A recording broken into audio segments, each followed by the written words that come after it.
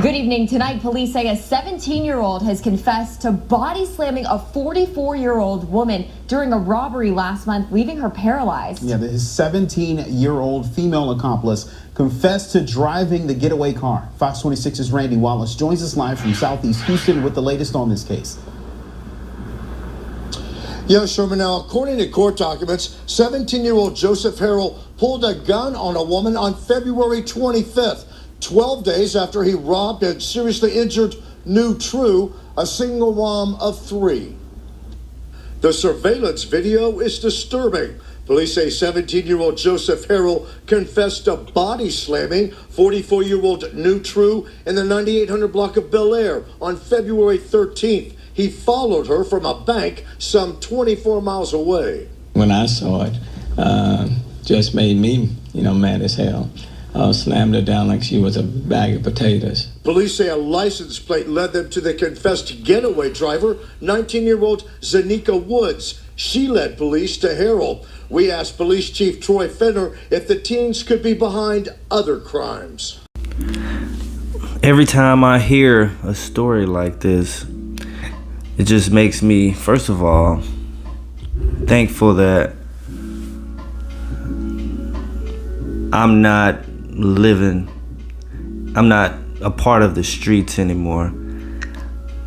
It's, what happened to this lady was, I can't even begin to imagine how her or her family, her loved ones feel dealing with that at this moment. Also, just being grateful that even though I, at that same age of 17, was in the streets, I didn't do anything like that to where I would be facing the type of time that I'm sure this kid is facing.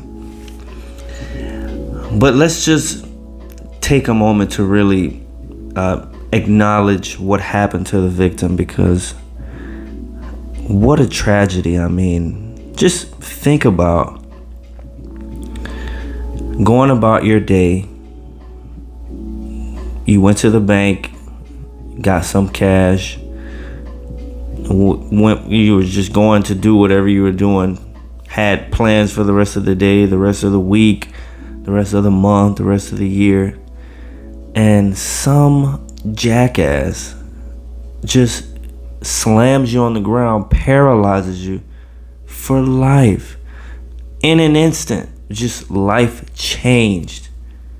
Her entire life changed. Everything about her life is now different. Whatever she was doing for work, her family, she needs someone now all the time. And imagine the immediate transition into that state from just going to the bank, walking to where she was going to do what she was doing, and then boom, now you're in a hospital, paralyzed, and you need a wheelchair forever. Just like that. That is tragic. And that being said, that kid and that young lady, they deserve everything that they're going to get. It is just, I just think about whenever this kind of thing happened, I think about the kid just being lost and not knowing how much more he could have been doing with his life as opposed to robbing people, just being a criminal by choice, okay, because it's usually by choice. Now I know that, the influences and the atmosphere that the kid grows up in does play a role. I'm sure this was a single parent home. I also grew up in a single parent home. I'm pretty sure the kid probably looked up to people that robbed and sold drugs and whatever, just were criminals just in the street life. I'm sure those were his role models, as were mine. And like that verse says, my people perish from lack of knowledge. Just not knowing that lifestyle is a dead end. It's the worst possible choice you could make here in America. You have so many options.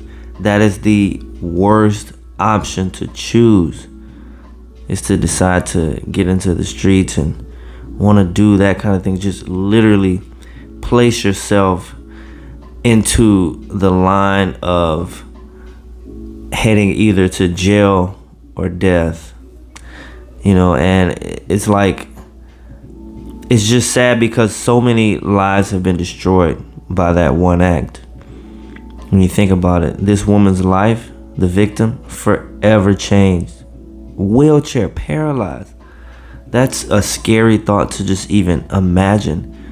Just imagining that something like that could just happen to you, and now you're paralyzed. Boom. Just like that. That's it. And everything you had going in life, it's over. I mean, not completely over, but you know what I mean. Come on. So this lady's life changed, but not only her family, because now they all have to come together, support, console her, because hey, she may even be suicidal. I kind of feel like I would be in a situation like that realization. And they also have to support her. She needs them. So her family's lives are going to change, because now they have to rearrange their life around their crippled family member who wasn't crippled for any amount of time in her life until this idiot came and did what he did, all over a couple bucks. So lives destroyed. And her people who knew her friends, neighbors, co-workers, just everything. It's just sad all around. She had kids, and then on his side, his life is ruined if he gets out. He didn't kill the lady, luckily, so he may not get life, but who knows how long he'll stay in there. From 17, you got to think about it.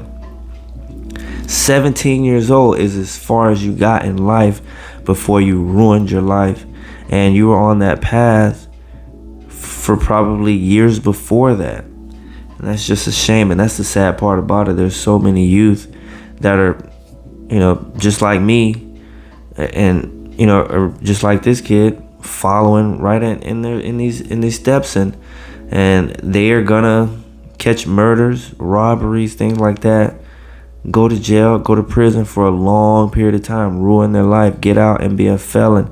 This kid's 17, maybe he deserves a long ass time for paralyzing someone. That's just scary. So let's say he gets 20, 25 years, 30 years, something like that. You get out, no skill, you're a fucking adult, you got no knowledge of nothing, and you're a felon, half your family probably dead. And think about it, his mom, his family, they're gonna miss him. Their lives are devastated too. His sisters, just, for what it's worth, they're a type of victim here. They are not the victims, but they are a type of victim of his action. He took himself away from his family, and it's just a shame, that this is just how it even gets to that point. Why is robbing, why is taking something from someone an option? Why is that something that we see as like, yeah, that's what I'm gonna go and do, that's what I want to do? That's the way I want to make money. I want to take other people's money. I want to make mine. Nah, I'm good. I want to take other people's. Why? I really don't get that. I get it. I'm not saying I don't get it. I don't get it from the perspective of why it's still going on. Why haven't we put stop the bleed, in a sense? And then you think about the young lady he was with. She's 19, and you heard what they said. They found her, and she immediately rolled right over on him, you know, because that's how it goes. She gave him up. She probably was thinking, hey, you know, he did it. I just drove around. She's probably thinking how she can get the least amount of time as possible, throwing everything on him and cooperating, because she realizes that it's really messed up what happened. And it's, you know, whole thing about no snitching. Yeah, right. When I was arrested at 18, the dude I was arrested with told on me.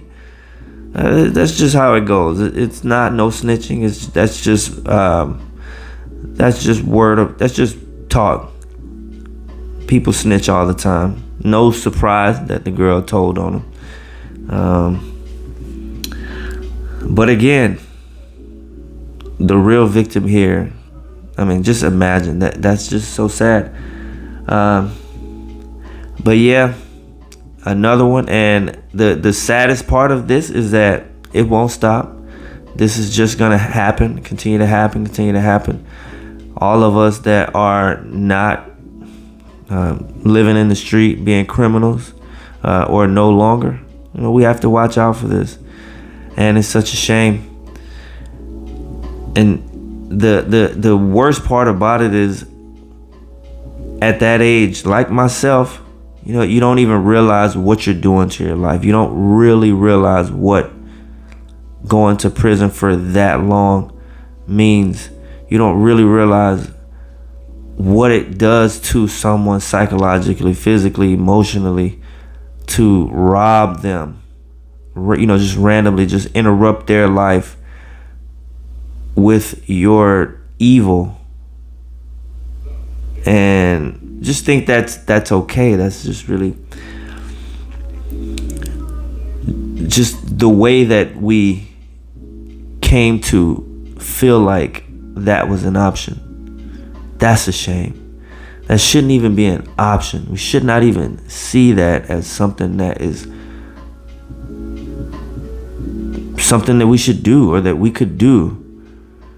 How is it that we're so desensitized to other people's feelings and other people's lives, other people's, you know, what they have? Why is it that we don't value the next person?